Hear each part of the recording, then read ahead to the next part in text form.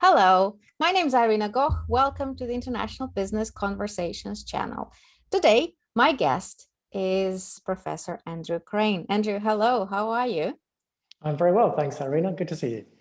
Good to see you too. Thank you very much for joining me today. So, our conversation today is part of a bigger conversations on ethics and sustainability and topics that are related to that. Can you please introduce yourself and tell me what do you do?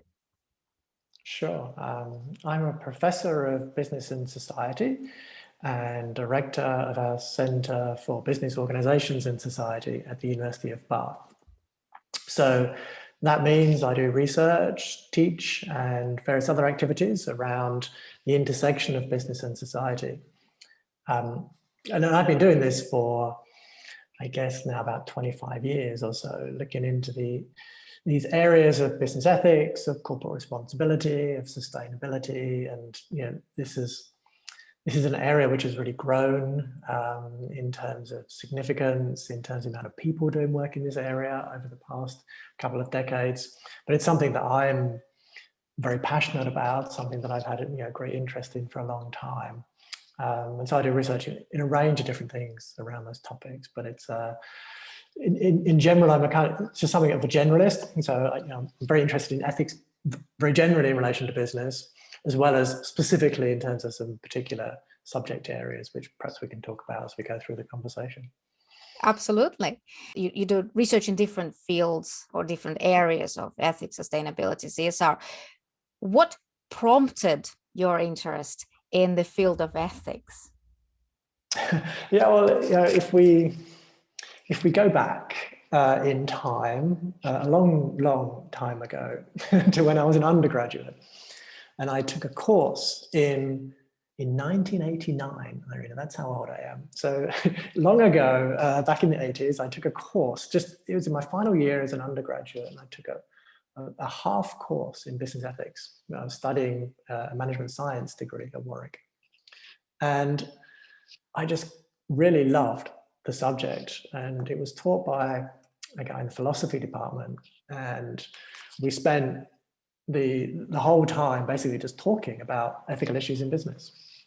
And it just really got me interested in the topic, and I was already kind of thinking kind of critically about business, and this kind of really broke it out for me as like a fascinating topic. And then after that, I left university and I did a whole bunch of other things for a number of years.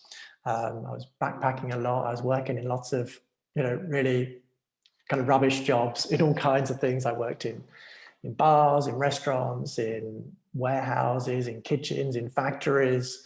I did all kinds of jobs in different countries. I did door-to-door sales. I did telephone sales, all kinds of things. And I think having this experience and traveling a lot, and backpacking, on a shoestring, I kind of experienced a lot of things where you see the kind of impact of business on the world, on people, the kind of difficulties people have in navigating through society when they don't have very much, when they're in kind of dead-end jobs.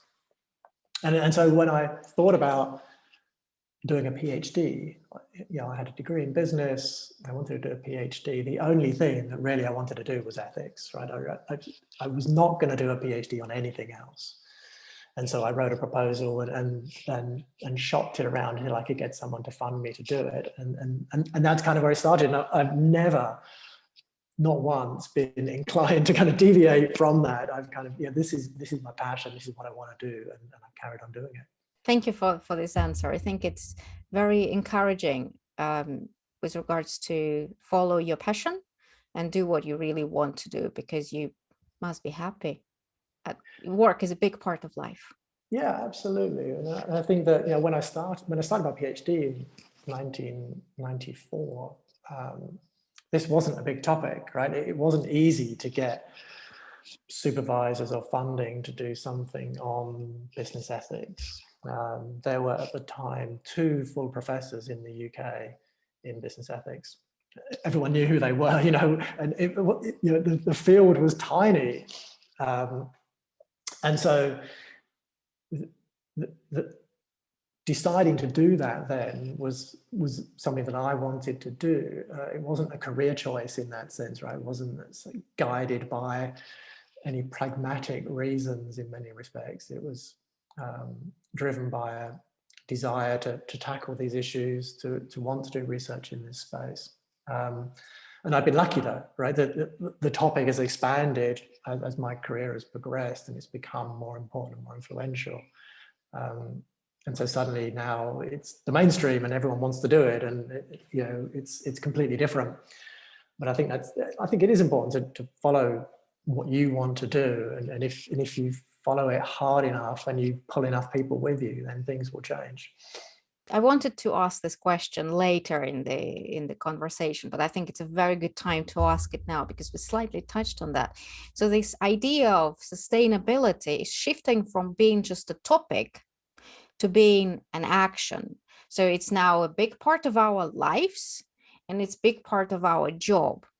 So do you think that there is a connection between being sustainable or sustainability and the future of jobs? And yes, why? Yes, no, why? Yes, I think it has to, right? I mean, I think we have to move to a more sustainable society. We have to engage in big transformations, and those transformations will have huge effects on people's work, the jobs that we do, and our livelihoods. And so, there's always a tension though, because realistically, right, if we're going to end up in a sustainable situation, if we really have sustainable business, sustainable economies, we probably do at some point have to deal with the issue of growth, right? And the idea that we can just continually grow and produce more stuff and have more consumption, and that this is how we're going to measure success, is a problem. But at the same time, it's been seen as a necessity for giving people jobs. And so we've got something of a disconnect there. And so the kind of holy grail is, how do you align these things, right? So that we can continually improve people's living standards, give them decent, meaningful work, but at the same time, ensure that it's done in a sustainable way that doesn't have a negative effect on the planet and what's around us. So I think there's going to be a tension, but I think that's where the creativity has to come in. How do we create the alignment between these things so we can move forward in a positive way? When we talk with students about business and ethics, there is a lot of different opinions, and there are enormous benefits that business and entrepreneurship drive bring to society, but there are also downsides of it, negatives. And when we talk about business and ethics, this negative side seems to be more prominent in the discussion. Why do you think that is the case, and what is the solution? It's a really good question, and there's a delicate balance. I mean, I think on one side of it, it's clearly that good news isn't news in a sense, and so the media will focus on the bad stuff the businesses do. Company employs someone and doesn't exploit them is not news, right? But when they exploit people, it becomes newsworthy, and so that's one aspect of it, that conflict is always something that's very media worthy. And I think on the other side as well here is that many of the good things that businesses do are things that they just do as a part of being a business. They employ people, they produce products that are useful. They do this stuff that helps our economies to flourish, that makes our lives better. But they're doing them often through self-interest, right? They need to employ people, and it's often the case that if you treat people well, they will work better. You need to solve customers' problems, and if you solve their problems well, then they'll come back to you. This is basic good business, right? It's not rocket science, and so we tend not to talk about that very much as a kind of positive ethical thing, and yet it is very much. And I think sometimes also businesses have not been the best at articulating what's their positive impact on society. Yes, they can talk about how many trees they planted or these kind of things, but actually the real benefits they have in society are producing products that we need and that are not wasteful, that are not kind of with built-in obsolescence, don't actually really good, useful products, and employing people in good, decent work. These are the absolutely fundamentals of being a good business. And we tend not to talk about them very much. And I think that's a shame. And I think we need to address that. What is the purpose of a firm from the business ethics point of view? Well, yeah, there's a question. It's one of those questions that we always would ask in a business ethics class. There's no straightforward answer to it. I mean, as an ethicist, you might take two paths, right? You might say, okay, we can look at this descriptively, or we could look at it kind of normatively, descriptive versus prescriptive. Descriptively, we can say, okay, so what if we look around the world, what kind of models do we have for understanding what the purpose of a business is? And the standard model that most people will perhaps understand is the idea that businesses are there to make as much profit as possible for their shareholders, right? That's the one that's been instilled in many people's minds, particularly in the kind of Anglo-American model, which we might see in the United States, in Canada, in the UK, and increasingly across other parts of Europe and other parts of the world. And if we just go out and ask the average manager, that may be what they say. And that's shifting, right? We have seen some shifts in that. So even just descriptively, we might see some changes. So a couple of years ago, the Business Roundtable in the United States moved away finally from this shareholder value maximization position to say that businesses are there to create value for all of their stakeholders. And I think that idea that businesses it's a collective, it's a collaborative enterprise to create value, to solve problems in society for the benefit of stakeholders is a very positive one, but is not one necessarily that's shared by everybody. And I think that's, but it is more deeply embedded in some models of capitalism than others, right? In some parts of the world than others. We might look at, I mean, this channel is all about international business. So, I mean, thinking about these kind of different models of capitalism, different models of corporate governance that operate across the globe, and how well they integrate multiple stakeholder interests versus just shareholder interests. There's great variation. Whether we look at continental Europe, Scandinavia, whether we look at East Asia, there's lots of variation there. And I think that's a key thing, is that just to see descriptively that there's variations in the answer to that question, right? It's not a black and white answer. But then normatively, somebody interested in business ethics would ask, well, what should the purpose of business be, right? What ideally should it be? And then, the answer is whatever you want, right? There's so many answers to that question. I think also firms are realizing that they can state their purpose in a variety of ways, right? So really thinking that it's not given the purpose of the firm. You can decide what your purpose is as a company, and we can decide as people who are interested in businesses what it should be and try and make that happen. So that's a very long-winded answer to your question without an answer in many ways. But I think I'm never very comfortable at saying, here's my view and everyone should adopt it, because I think it requires this. We have to be in a mindset that accepts that there's that we have a choice here, and that the way we make those choices matters. I think it's a very good answer, because it first prompts me thinking further about what is the purpose of the firm, where is the responsibility of the firm. But at the same time, I do acknowledge the differences and variations that exist across the world. So I do not think that there is any standard answer. I think it's a thought process for me.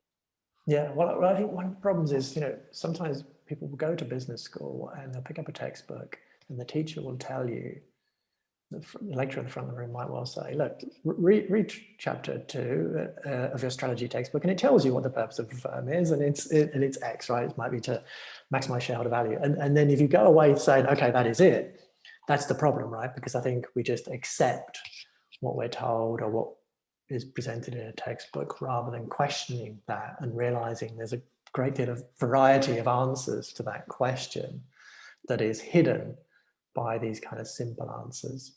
In your opinion, where does the responsibility of business begin and where does it end, if it does end? And is there a room for the responsibility of the government?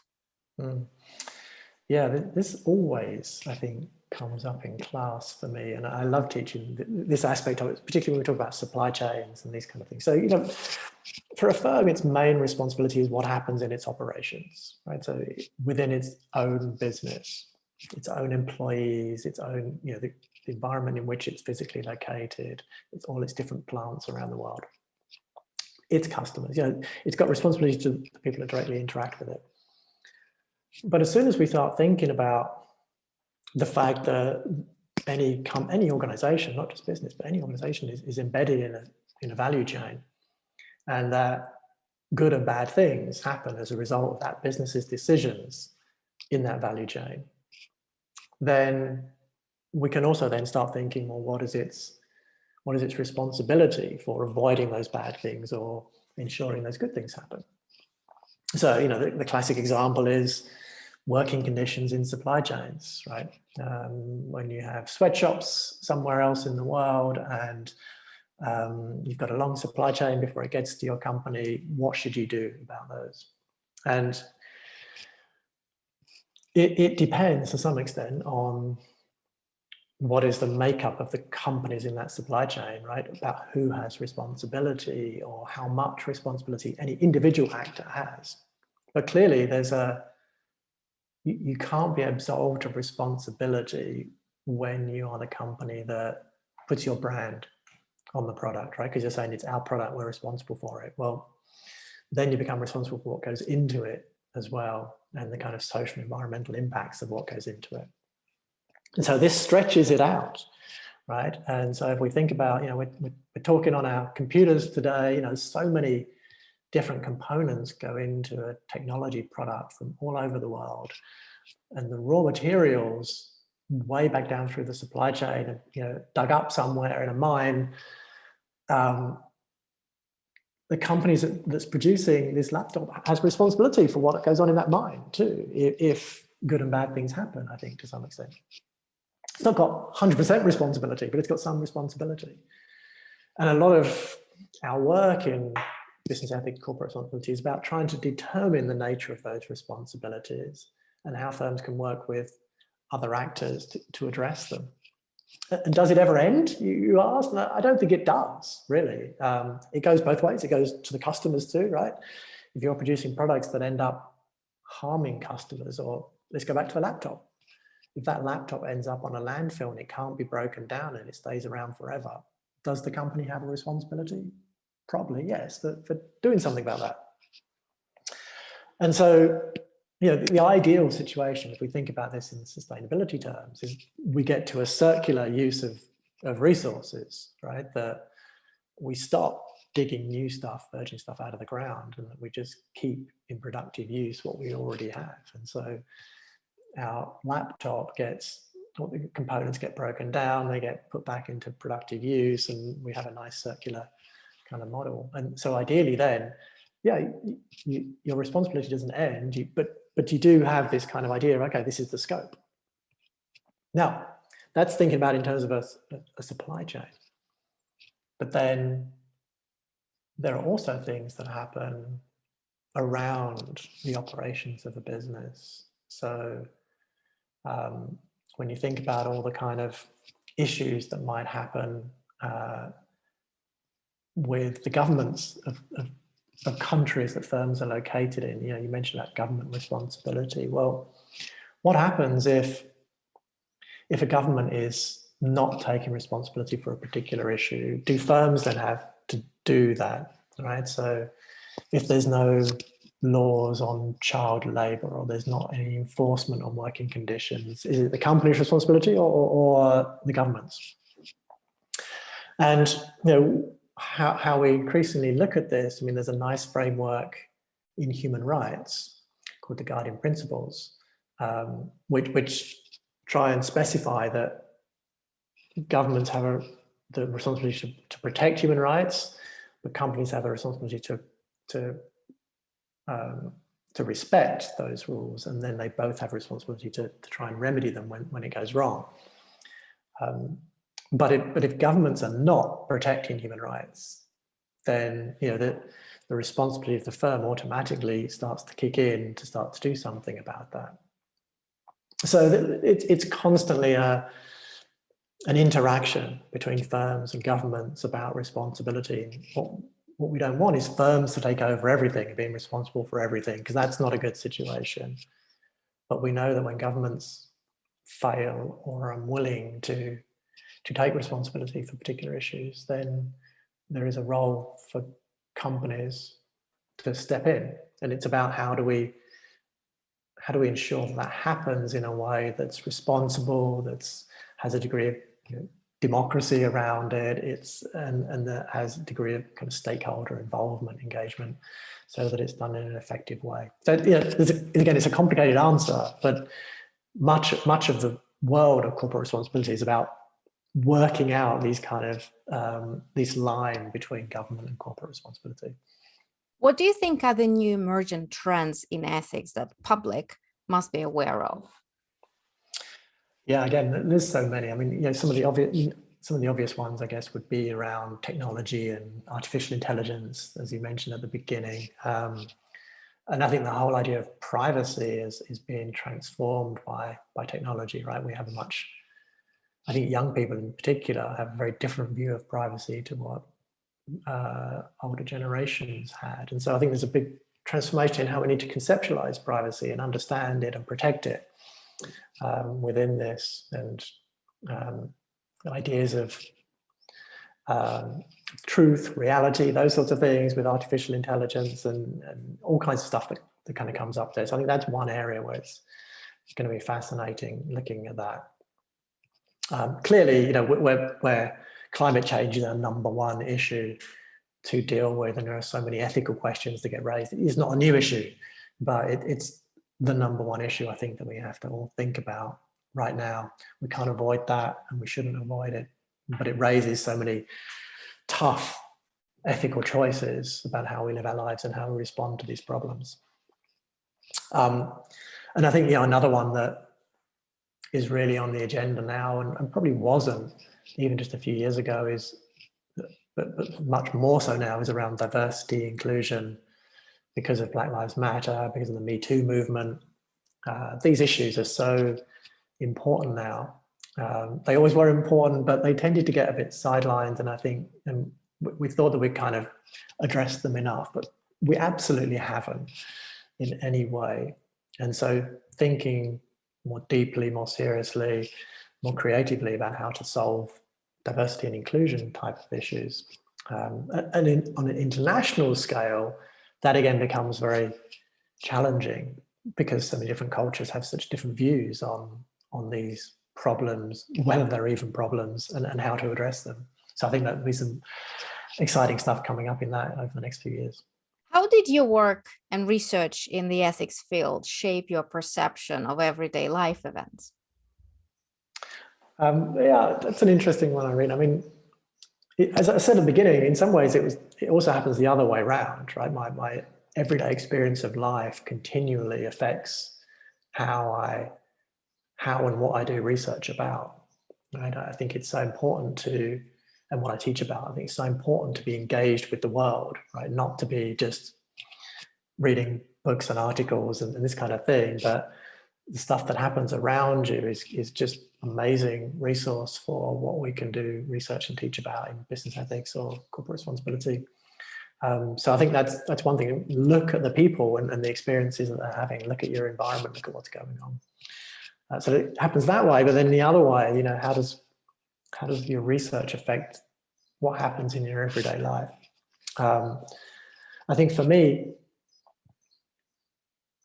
having been doing this for 25 years or so, there's a danger of becoming, of losing some degree of sensitivity about this, right? There's only so many stories of worker exploitation in a factory in Asia that you can hear without thinking, it's not news, right? I've been hearing these stories for the past 25 years. What do you want me to do about it?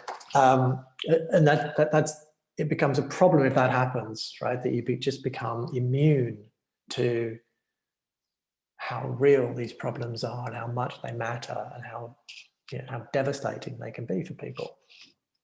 And so it's important that for me anyway, that I keep my inspiration and enthusiasm for my research is then maintained in an inspiration, enthusiasm for the issues, and so that they still matter to me, and so I keep that sense of whatever it might be, right? Whatever drives someone in justice or whatever it might be, or a sense of astonishment at what's going on, right? You can't just get when you do research in an area, you must be careful it doesn't stop you feeling also about it, right? It's very easy to have this kind of line between I'm the expert on this, and I've been researching it, I want to see the numbers or what have you, versus what's the real experience of people, and being sensitive to that and trying to give voice to that, because I think that's so important in this area. What are you focusing your research on at the moment? Yeah, as I say, I've worked in a variety of different areas, and I guess at the moment I'm working on probably three main areas. One is my work on business and modern slavery, which is probably the main focus of a lot of my research right now. So really trying to understand these extreme forms of exploitation, how they affect people, but in particular how it works as a business. There's lots of great researchers doing work on modern slavery across the world who really focus on the experience of victims, on some of the broader political systems that give rise to this, and the kind of social conditions, economic conditions that give rise to it. But there's not, in my view, enough attention on the business dynamics that give rise to modern slavery and can be used to address it. So that's what I've been doing over the past 10 years, really, is really trying to understand, dig deeper into the business of modern slavery. And it's a fascinating area of research, and I think a really important one. So that's one side. I've been doing quite a bit of work over much of my career on the kind of communication aspects of corporate responsibility and CSR. And so that's kind of continued. Most recently, I've been looking at, been doing some work on dialogue with stakeholders as part of CSRs, a form of communication. I've been looking with a PhD student at authenticity in CSR as another way of trying to get at this communication angle. So, these are kind of some of the projects. And the other area, so I've got modern slavery, I've got communication, and the other one is really about business and politics, which is in some ways what I've been best known for in some of my work on the kind of changing political role of companies. And although I've kind of moved away from some areas of that, what I've really carried on focusing on now is I've been doing some work on CEO activism. So how leaders of companies get involved in taking a stand on political issues and what that means for our politics. And I've got a couple of PhD students I'm working with at the moment who are looking at issues of populism and political CSR. And so again, how these changing political dynamics in our societies are having influences on how firms then respond to this political context and what it then leads them to do in terms of their corporate responsibility activities. So that's a few things that I'm working on, but probably the main ones right now. Do you have a favorite movie that uncovers aspects of business ethics, the movie that we can perhaps discuss in the class? Oh, okay. Well, I love movies about business ethics, and it's been quite a passion of mine. So many years ago, we started up when I was at University of Nottingham. We started up a movie series with the local cinema there, where we programmed together a series of movies in the movie theatre for people to watch, focused on issues of responsible business ethics. That was great. So we did that for a number of years. And then in our textbook on business ethics, we also feature movies in there. We have an ethics on screen feature in the book. So it's always been something that I've kind of tried to bring into it. So there's so many great movies and they're constantly changing. There's always new ones, both in terms of feature films, documentaries. So, you know, I think it's a great way of bringing these issues into the classroom as well. You know, it's a real teachable moment when you watch movies, watch documentaries. I guess, you know, if I was going to show my age, I might go for a classic as one of my favorites, which would be the movie Glengarry Glen Ross, which is a movie. It's an American movie based on a David Mamet play about a group of real estate salesmen who are pushed to adopt quite unethical sales practices as part of the kind of competitive environment inside the firm. And I think it's just there are many movies that follow in a similar vein or have followed this model as well of just showing the effect of the environment on the ethical behavior of individuals. And I think when you're in the classroom, it's easy talking about, well, that's ethical, that's unethical. You know, you can start to see that in more black and white terms sometimes. But when you're in an environment that shapes how you think, it's understanding that the effect of the environment on you and that you will not be immune to it, that I think is so important to expose students to, right? And so movies are great at doing that, right? Because they create the environment, they show them the different effects on people in a way that is, yeah, it's almost tangible. So that's kind of one of my reasons, I guess, for choosing that one. Can you please offer a word of advice to researchers in the field of business ethics or intersection of international business and ethics, sustainability? Yeah, do it. Yeah, I think it's a great topic of research. It's becoming more and more popular as well. So there's lots of people doing research in this area. So I think that the important thing for me is two things really. Is one is to always think kind of what's driving you? What you know? Why do this? Don't do it because it's popular or because it's unpopular. Don't do it because somebody thought it was a good idea. Do it because you're inspired, that you're passionate about the issue or the problem that you want to solve. And so that one thing is just do it for good reasons, I'd say. But secondly, really think about how you can align kind of doing really good research, really rigorous research with practical impact. You know, we get pushed, I think, so much as academics to always focus on doing the most, you know, the research in the best journal possible, to have, you know, the best quality research. Doing good research is absolutely vital here.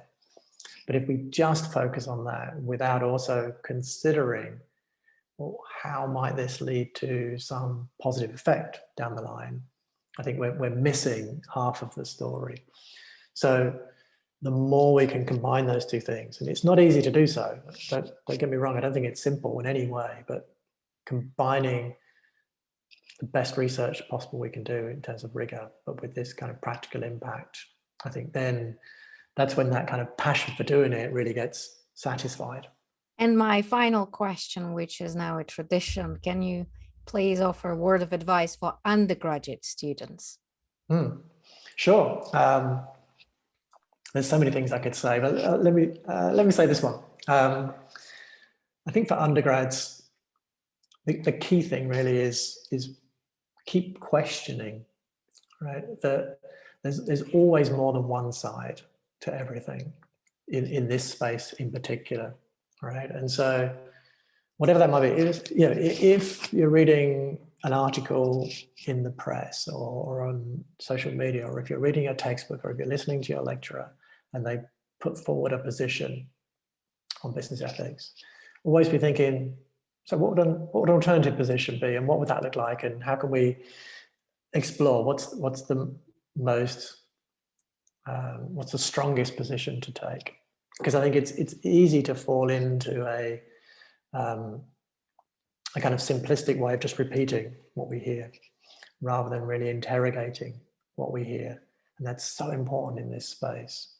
That I think always come with an open mind and always look for more than one answer to the question, because there will be other answers, and many of them will end up being probably better answers than the one you initially came with. Thank you very much, Andrew, for such a nice and enjoyable conversation. It's my pleasure. Bye-bye. Bye.